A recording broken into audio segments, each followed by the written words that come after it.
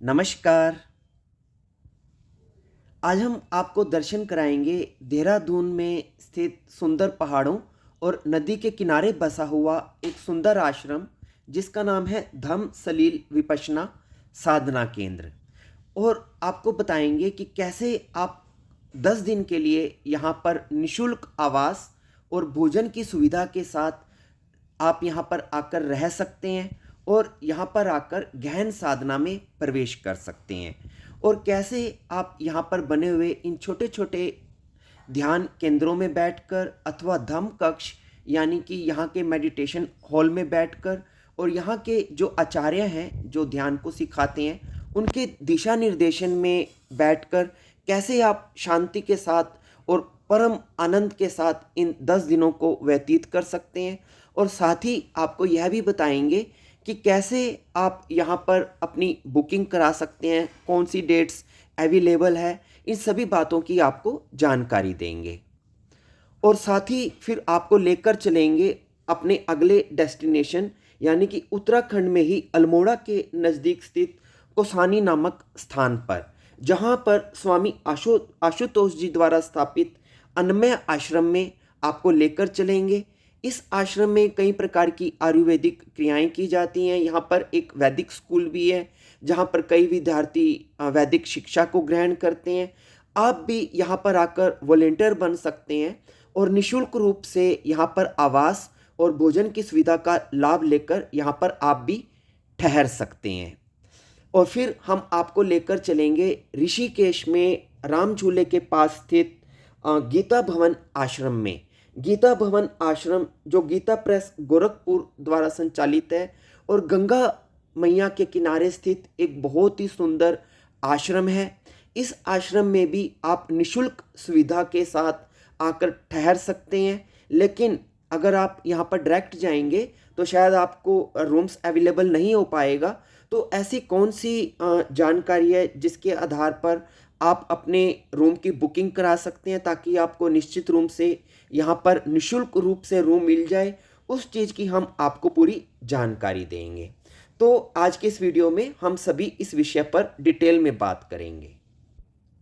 तो चलिए सबसे पहले आपको लेकर चलते हैं देहरादून के इस सुंदर स्थान में स्थित विपश्यना मेडिटेशन सेंटर में। आप देख ही सकते हैं सुंदर पहाड़, नदी की धारा, भरपूर हरियाली और बहुत शांति है यहाँ पर। और दूसरी बात यह है कि यदि देहरादून में यदि गर्मी भी हो तो यहाँ पर मौसम ठंडा बना रहता है, कारण यहाँ पर कोई पोल्यूशन नहीं है, बिल्कुल शांति है और भरपूर हरियाली है। धम्म सलील विपश्यना साधना केंद्र इस मेडिटेशन सेंटर का या आश्रम का नाम है। और जैसे ही आप अंदर प्रवेश करेंगे तो आपके मन को एक असीम शांति घेर लेगी, क्योंकि यहाँ पर कोई भीड़ नहीं है। 10 दिन के लिए बेसिकली मेडिटेशन कोर्स के लिए, विपश्यना के कोर्स के लिए लोग यहाँ पर आते हैं। और जैसे ही आप यहाँ पर आएंगे तो बाहर की दुनिया से आप बिल्कुल कट जाएंगे।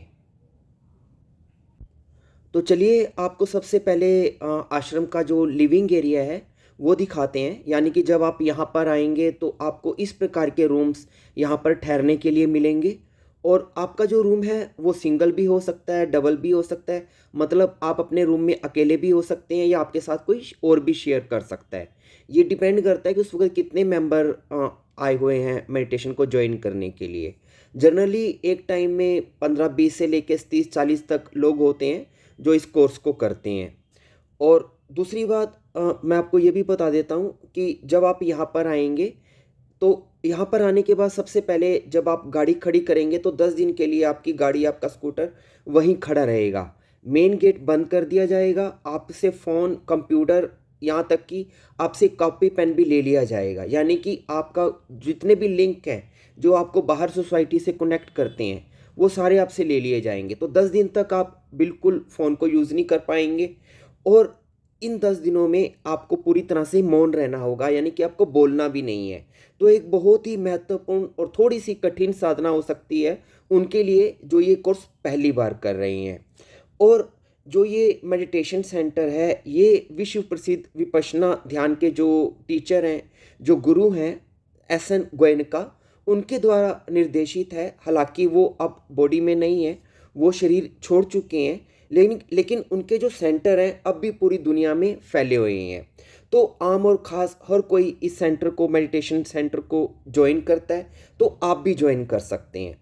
और ज़रूरी नहीं आपको केवल इसी सेंटर में आना है, देहरादून में आप जहाँ भी रहते हैं और आपके नज़दीक कोई सा भी सेंटर है, आप सर्च करेंगे तो पता चल जाएगा, तो आप वहाँ पर भी जा सकते हैं। तो किसी भी सेंटर में आप आकर यहाँ का लाभ ले सकते हैं। अब मैं आपको सजेस्ट करना चाहूँगा कि किस प्रकार के लोग यहाँ पर आ सकते हैं। पहली बात, वो लोग जो महंगी रिट्रीट्स को ज्वाइन नहीं कर सकते हैं, जैसे बहुत बहुत महंगे हज़ारों रुपए रोज़ का खर्चा होता है मेडिटेशन कोर्सेज़ का, वो अगर वो अफोर्ड नहीं कर सकते हैं तो वो यहाँ पर आ सकते हैं। यहाँ पर 10 दिन यदि आप रहते हैं तो यहाँ पर आपके रहने का, खाने का, रजिस्ट्रेशन का, मेडिटेशन का किसी प्रकार का आपका एक पैसा नहीं लगेगा, पूर्ण रूप से निःशुल्क है। तो पहली बात, आपका कोई खर्चा नहीं होगा। लेकिन यदि आप समर्थ हैं और कोई डोनेशन करना चाहते हैं तो जब शिविर ख़त्म हो जाएगा 10 दिन का, तो जाते हुए आप कुछ डोनेशन यहाँ पर अगर चाहें तो दे सकते हैं, हालांकि वो भी आपसे मांगा नहीं जाएगा।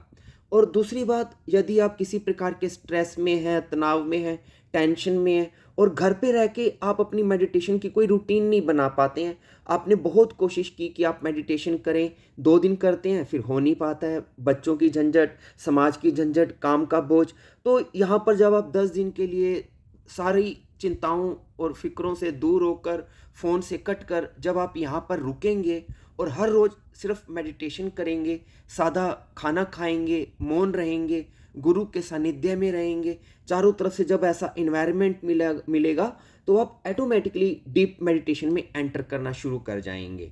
तो यदि आप ध्यान में गहरे जाना चाहते हैं और एक अलग ही कोई एक्सपीरियंस करना चाहते हैं तो उसके लिए फिर आपको यहाँ पर आना चाहिए। तो यदि आप डीप मेडिटेशन में एंटर करना चाहते हैं तो यहाँ पर आप आएँ, आपको बहुत हेल्प मिलेगी। मैंने ऐसे बहुत से उदाहरण सुने हैं जिन्होंने विपश्यना का कोर्स किया है और उनकी ज़िंदगी बदल गई है। तो बहुत अच्छा स्थान है, आप यहाँ पर एक बार ज़रूर आएँ। और ये है यहाँ का मुख्य ध्यान स्थल, इसको पगोड़ा बोलते हैं। और जब आप 2-4 दिन के बाद डीप मेडिटेशन में जाने के लायक हो जाते हैं तो आपको यहाँ पर लाया जाता है और यहाँ पर छोटे छोटे सेल्स बने हुए हैं, उन सेल्स में बैठकर फिर आप डीप मेडिटेशन करते हैं। खैर, मैं आपको बता देता हूँ कि यदि आप यहाँ पर ज्वाइन करना चाहते हैं तो वीडियो के डिस्क्रिप्शंस में लिंक दिया हुआ है, आप उस लिंक को ओपन करेंगे तो विपश्यना सेंटर की जो ये देहरादून की वेबसाइट है वो ओपन हो जाएगी। तो वेबसाइट में आप टाइमिंग देख लें कौन सी डेट आपको सूट करती है और उस डेट को आप अपनी कंफर्मेशन भेज दें वेबसाइट के थ्रू विपश्यना सेंटर पे। तो कुछ दिन बाद आपको ईमेल आ जाएगा कि आपकी सीट पक्की हो गई है, तो आप आ सकते हैं। तो इस प्रकार से आप घर बैठे बैठे अपनी बुकिंग करा सकते हैं और बुकिंग के द्वारा ही आप यहाँ पर जा सकते हैं, डायरेक्ट आप वहाँ पर नहीं जा सकते। तो इस प्रकार से आप बुकिंग करें और यहाँ पर आएँ और इस स्थान का आनंद लें। तो इसी के साथ मेरा पहला जो स्थान है निःशुल्क जो बताया गया है वो ये पहला स्थान है। अभी हम आगे दूसरे स्थानों के बारे में भी अब बात करेंगे। तो चलिए अब आपको एक और नए स्थान पर लेकर चलते हैं जिसका नाम है अनमेय आश्रम। और आप ये देख ही सकते हैं कि आपको जंगल के अंदर से पैदल चलते हुए आश्रम तक पहुंचना है। रास्ते में खूबसूरत जंगल है, फिजाएं हैं, सुंदर पहाड़ों के नज़ारे हैं और भरपूर शांति है। और इस समय हम हैं उत्तराखंड के अल्मोड़ा में। अल्मोड़ा के पास कोसानी नामक एक स्थान है और वहाँ पर यह आश्रम स्थित है जंगलों के अंदर, जिसका नाम है अनमेय आश्रम। तो जब आप यहाँ पर इस आश्रम में आएंगे तो यहाँ का प्राकृतिक वातावरण, जैसे कि आप ये गौशाला देख रहे हैं, इसके अलावा यहाँ पर आश्रम में अपनी ही सारी सब्जियाँ वगैरह ऑर्गेनिक, यहाँ पर वेजिटेबल गार्डन है, उस तरीके से पॉली हाउसेस में उगाई जाती हैं। मतलब पूरा प्राकृतिक रूप से यहाँ पर सब चीज़ों को क्रियान्वित किया जाता है। और यहाँ तक यदि आप पहुँचना चाहते हैं तो आप काठगोदाम रेलवे स्टेशन तक पहले पहुँचेंगे और फिर वहाँ से टैक्सी लेकर आप कोसानी तक आएंगे और फिर कोसानी से पैदल ट्रैक करते हुए आप यहाँ पर पहुँच जाएंगे। और ये जो आश्रम है, इस आश्रम को स्वामी जी हैं जिनका नाम है आशुतोष जी। अभी आप उनको उनके दर्शन करेंगे, हम उनके ऑफिस में जा रहे हैं। तो ये है स्वामी आशुतोष जी। बेसिकली ये स्विट्ज़रलैंड से हैं, लेकिन पिछले 30 साल से ये यहाँ पर रह रहे हैं। और यहाँ पर रह के ये जो भारत के जो मूल सनातनी धर्म है, वैदिक धर्म, उसकी इन्होंने यहाँ पर शिक्षा देनी शुरू की है बच्चों को। यहाँ पर वैदिक स्कूल भी है जिसमें 40 से 50 बच्चे प्रतिदिन शिक्षा ग्रहण करते हैं, और 10 से 12 यहाँ पर आचार्य रहते हैं जो इन बच्चों को शिक्षा देते हैं, वेद की शिक्षा देते हैं। तो इस प्रकार से गुरुकुल जैसा यहाँ पर माहौल है। और लेकिन यदि आप भी यहाँ पर आना चाहते हैं और यहाँ पर यहाँ के इस आध्यात्मिक वातावरण में रहना चाहते हैं, तो आपके लिए भी स्पेस है। आप यहाँ पर 2 दिन 4 दिन रुकना चाहें तो रुक सकते हैं। लेकिन यदि आप यहाँ पर लंबे समय के लिए रुकना चाहते हैं तो, और निःशुल्क रूप से यदि आप रुकना चाहते हैं, यदि आप चाहते हैं कि यहाँ पर आपका रहना खाना पीना आपका सब निःशुल्क हो जाए, तो उसके लिए कुछ व्यवस्था है। फिर आपको यहाँ पे वॉलंटियर यानी कि स्वयं सेवक बनना होगा। उसके लिए आश्रम ने एक कार्यक्रम चलाया हुआ है। उसमें आपको क्या करना है, आप यहाँ पर पहले आपको 7 दिन का एक कोर्स करना पड़ेगा वॉलंटियर का, स्वयं सेवक का। वो पेड होगा। उसमें आपको बताया जाएगा कि किस प्रकार से आप यहाँ पर रह सकते हैं, कैसे काम कर सकते हैं। और फिर उसके बाद आप यहाँ पर अपना स्वयं सेवक का कार्यकाल कम से कम 15 दिन तो आपको करना ही होगा, और ज़्यादा तो आप कितना भी कर सकते हैं। तो फिर उसके बाद जब आप एक बार आपका 7 दिन का कोर्स पूरा हो जाएगा, फिर आप यहाँ पर लंबे समय तक स्वयं सेवक बनकर भी रह सकते हैं। और जिस कमरे में, जो कमरा आपको रहने के लिए मिलेगा, उसमें दूसरे व्यक्ति भी शेयर कर सकता है, और आपके कमरे में जो अटैच्ड बाथरूम जो है वो अटैच्ड रहेगा। और इसके एवज में जब आप यहाँ पर स्वयं सेवक बनेंगे तो आपको सुबह 9 बजे से लेकर 12 बजे तक और दोपहर को 1 बजे से 3 बजे तक, इन 2 टाइम पीरियड में आपको जो भी असाइंड वॉलंटियर वर्क होगा, छोटे मोटे काम होते हैं, खेती बाड़ी हो गया, कंप्यूटर का काम हो गया, या कोई क्लीनिंग हो गई, या कोई भी यहाँ पर जो आश्रम के, आपको आश्रम में घर समझ के ही रहना है। तो जैसे आप घर पे काम करते हैं, बस ऐसे ही यहाँ पर भी करना है, और बाकी के टाइम आप फ्री। और यहाँ पर सुबह योगा की, ध्यान की, मेडिटेशन की क्लासेस होती हैं, शाम को आयुर्वेदा की प्रवचन की क्लास होती है। अगर आप वॉलंटियर यहाँ बन के रह रहे हैं तो आपको इन क्लासेस को ज्वाइन करना अनिवार्य होगा। तो इस प्रकार से आप वॉलंटियर बनकर यहाँ पर जितना टाइम चाहे उतना टाइम यहाँ पर रुक सकते हैं, और बदले में आपको जो है यहाँ पर आपका रहना खाना पीना और ध्यान वगैरह करना सब आपका निःशुल्क रहेगा। तो इस प्रकार से यदि आप चाहें तो यहाँ पर रह सकते हैं। और जब आप यहाँ पर रहेंगे तो न केवल आप यहाँ पर रहकर मेडिटेशन कर सकते हैं, ध्यान कर सकते हैं, बल्कि आसपास खूब पहाड़ हैं, सुंदर दृश्य हैं।